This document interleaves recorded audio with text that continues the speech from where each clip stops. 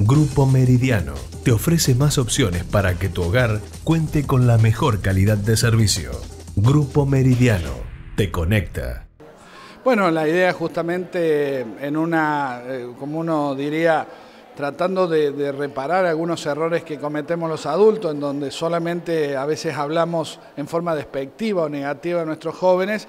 Lo que queremos aquí, en vez de esperar cosas negativas de ellos, es ir a buscarlo para transmitirle la mayor cantidad de experiencias que podemos en esto de no ser víctimas o no ser parte en un accidente, aportándole conocimientos sobre todo prácticos de cuáles son los factores de riesgo, de lo que es la tragedia vial, para que ellos puedan de alguna manera interpretar cuando le pedimos ciertos conocimientos normativos de prácticas de seguridad a qué se deben. Es decir, no solo decirle usar el casco, sino darle todos los argumentos, como hemos trabajado hoy en los factores de riesgo, en cinturón de seguridad, hablamos del cansancio, cómo detectarlo.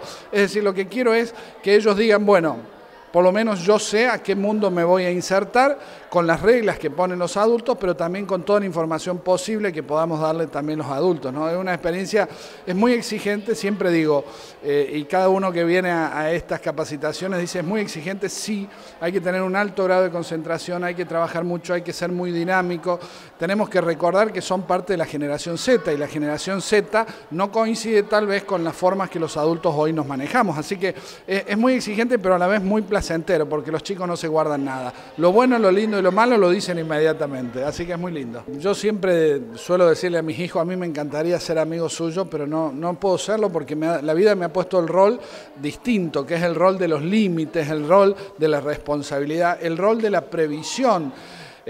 Yo creo que los padres tenemos que entender que cuando damos la posibilidad a nuestros hijos de manejar un vehículo cualquiera, la bicicleta, en su momento la moto, el auto, lo estamos poniendo en una vía pública que cada vez es una zona de mayor riesgo, peligro, es decir, por más que hemos avanzado en muchas cosas en materia de prevención de siniestros viales, la realidad es que cuando ponemos a un hijo, a un niño, a un adolescente en la vía pública, lo estamos poniendo a un riesgo enorme. Entonces, lo que yo siempre aconsejo es, en primer lugar, los padres tenemos que fijarnos etapas, dentro de las cuales nosotros no podemos darles un vehículo a un niño, darles que manejen algo, al margen de la licencia o no licencia, que es muy importante, pero sobre todo tenemos que darnos cuenta que si yo a los 5 años lo siento en la falda para que maneje el auto, a los 8 va a querer que le deje encender, a los 9 me va a pedir sacarlo del garage y a los 10 me lo va a pedir para ir a visitar a un amigo. Es decir, nosotros tenemos que entender que un niño no puede estar sentado en el volante hasta que esté 6 meses o un año antes de la edad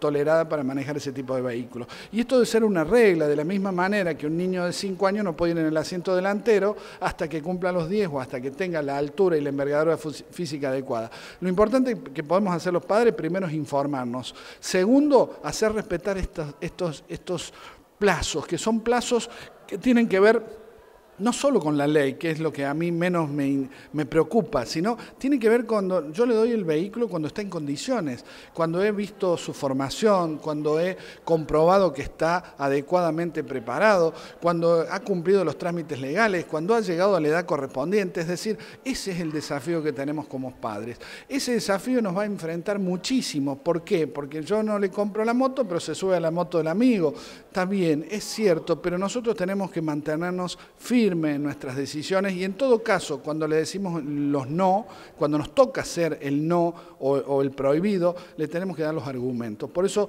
hoy necesitamos padres informados. Esta generación Z que decíamos recién tiene la información mucho más ágil y más rápida y más confiable muchas veces que la que manejamos los padres. Entonces, este rol de padre que nadie nos enseña es un rol que hoy nos exige informarnos, saber con qué nos vamos a encontrar en cada etapa del niño y del adolescente y no tener miedo de decir que no, porque hay algo que aprendí de mi abuelita. Mi abuelita decía, las lágrimas de ustedes, por los nietos o por los hijos, siempre son mucho más pequeñas que las lágrimas de los adultos.